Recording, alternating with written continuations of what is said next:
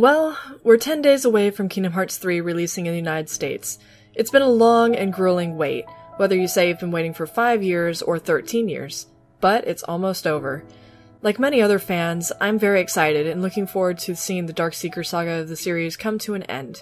Now, while I'm not as flexible like other Kingdom Hearts channels to the point that I can release my comments on new trailers and news and videos in a timely manner, I figured I'd make at least one video on my predictions, expectations, and my hopes for Kingdom Hearts 3. I know they've released a lot of trailers, and now it's rather obvious what certain things will happen, but I'd still like to document and share my own guesses of what will happen, and compare and contrast what really happens in the game. To be very clear, this isn't an invitation to post spoilers for the game in the comment section from leaks. I don't want to know what happens until I play the game myself, and I'm sure neither of my viewers do. Let's start with the predictions, mostly revolving around the story. I know it's an impossible battle to win trying to perfectly predict the plot of Kingdom Hearts, and it has even less of a purpose after the final battle trailer, but like I said, it's fun to speculate and pleasantly be proven wrong with something better than you expected, and it's also kind of fun to give yourself a little gold star for being right. Now, the trick to being aware of a Kingdom Hearts plot is simply remembering that the narrative is cyclical. Things happen in one game that happen similarly in another, characters are much the same in the sense that a couple characters will have a similar arc, certain dialogue pops up repeatedly throughout the series like a bookend, drawing similarities from one moment to another. In the same vein, Kingdom Hearts usually relates Sora's adventure to the individual worlds by forefronting the parallels between the two plots.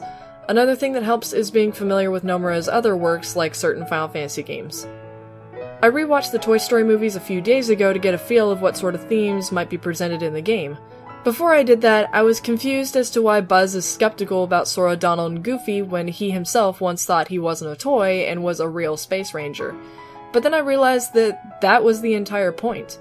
He knows he's a toy now, and to him, Sora hasn't realized the truth of the world. He thinks Sora and the party are living in a delusion given to him because they are characters from a video game. But ironically, Sora is actually not a toy, and Buzz is blissfully unaware of this fact. And since this part of Kingdom Hearts 3 is actually canon to the Toy Story lore now, it would be kinda cute to see Rex geek out and realizing they aren't toys but the real Yozora, Magia, and Aegis. Simultaneously, we can assume that young Xehanort is there to manipulate the nature of the world, that the influence of a child's heart can bring an otherwise inanimate and heartless object to life. Where Woody was given life by Andy's imagination and love for him, Buzz is a toy that has a pre-made backstory. He has a manufactured heart, in a sense, and that his experiences with Andy and Woody developed it further. However, Buzz's heart also has a reset button, kind of like how Naminé could reset Sora's heart by messing with his memories.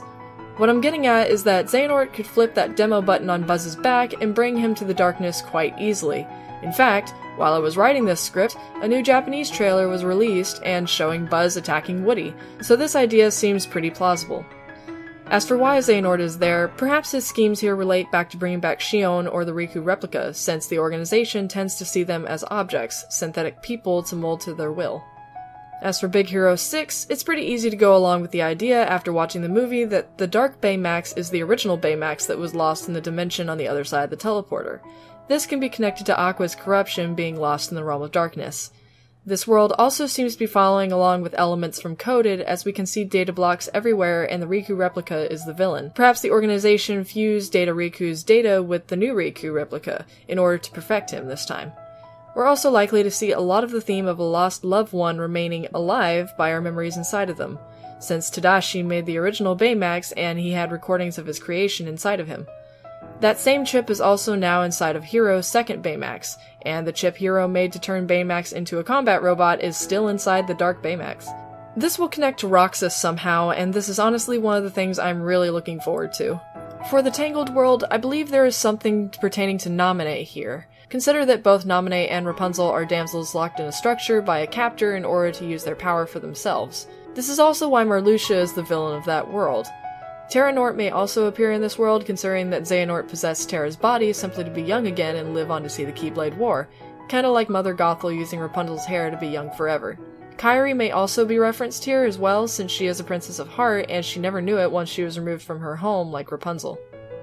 For the Frozen world, I don't really have much to say about this one. Frozen isn't one of my favorite movies, and I haven't seen it since it came out. All I can guess is that Larxene is playing around with Elsa's conflict with her powers, encouraging her to continue rebelling against those who fears her, or rather she believes she is too dangerous to be around. Eventually, Elsa's fear and apprehension of herself will escalate the darkness inside her. There may be a nod towards Riku's progression to accept his darkness here as well. Monsters Inc. is another world that I'm really looking forward to, simply because of all the possibilities of Ven and Vanitas content. In a world where fear was once how the society survived and relied on to power the city, there's a lot to work with since Vanitas focuses around negative emotions. He'll probably advocate for scream energy and that the world somehow allows the unversed to thrive here. Sora will likely counter this with the concept that laughter and joy is far more powerful than scream energy, the general light versus darkness concept. There's also the potential of rehashing the tale of the Keyblade War, that children have a light so pure and strong that it can rebuild the world from complete consumption by darkness and possibly other people.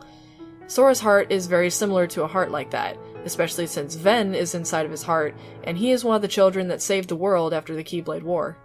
Coming to Pirates of the Caribbean, the main focus here is the parallel between the box that contains Davy Jones' heart and the black box Maleficent is searching for. There is a theory floating around that it might contain the heart or some other essence of the Master of Masters, which goes with the theme of this world. Luxord has also returned as the villain because he was the villain in Kingdom Hearts 2, so why not? Pirates is a bulky and confusing story for me, so I don't really have much to say about it. As for Twilight Town, I also can't say much. We know the focus will be trying to get Roxas back by combining what remains of him in Sora's heart with his data from the simulation of Twilight Town. However, it is one of the things I am most excited about since Roxas is my most favorite character. And since Nomura said Roxas is the biggest secret of the game, it's hard to say with confidence whether he will serve the light or the darkness, or even if he will survive the war. Speaking of surviving, I'm more than confident that everyone isn't dead during the final battle. They just get captured or banished so that Sora will get upset and fall to darkness. But if they are somehow dead, Sora will bring them back with the light in his heart or by accessing the power of Kingdom Hearts. I know this sounds weird, but that is the vibe I get from the CG intro from Kingdom Hearts 3. A recurring theme in Kingdom Hearts is that no one has ever gone for good, and they can live on through those who love them. At the same time, I think at least one person will die, and I think it's either Roxas or one of the Birth by Sleep trio. Everyone seems to think it's going to be Riku getting a permadeath, but it's hard for me to believe considering his capabilities with his darkness. On the other hand, they put a lot of focus on Riku's character development, so that also makes him a likely candidate for dying. The rest of my predictions are less sound and more sort of baseless wishes, so I'll save those for later. Now for my expectations, or rather things that I am just looking forward to. I'm looking forward to the music. It seems to have been overhauled with new and old tracks with an orchestra. If you haven't heard the new version of the Twilight Town battle theme, it's amazing. I'm looking forward to the longer cutscenes and the graphical capability as well as Square's ability to recreate the 3D worlds and characters and match their animation and quirks. I'm looking forward to the reworked Gummy Ship, the fully explorable navigation sounds like fun, and as someone who tends to dislike the Gummy Ship, I hope they can change my mind. As well, I hope the minigames are fun this time around. I usually don't play them, and I just want to get on with the story.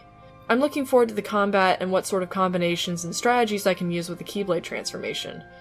I'm also looking forward to seeing all the characters returning and maybe possibly appearing in the same cutscene. And of course, I'm looking forward to the resolution of the story. It feels like my childhood is coming to an end, and the wait has been far too long. And finally, my wish list. Nothing here is based on fact or speculation, it's just things I'd like to see in my hypothetical perfect Kingdom Hearts game. First, I need the Birth by Sleep trio to be happy together, just for a second. If they even were just to see each other and smile before getting wrecked, I'm fine with that. I would also like to see Roxas' reaction to Ventus, or even the realization that he is just a copy of Ventus. I want to see Lee's confusion about Roxas and Ven, and maybe have a joke about him being friends with both of them, and they both get a little jealous.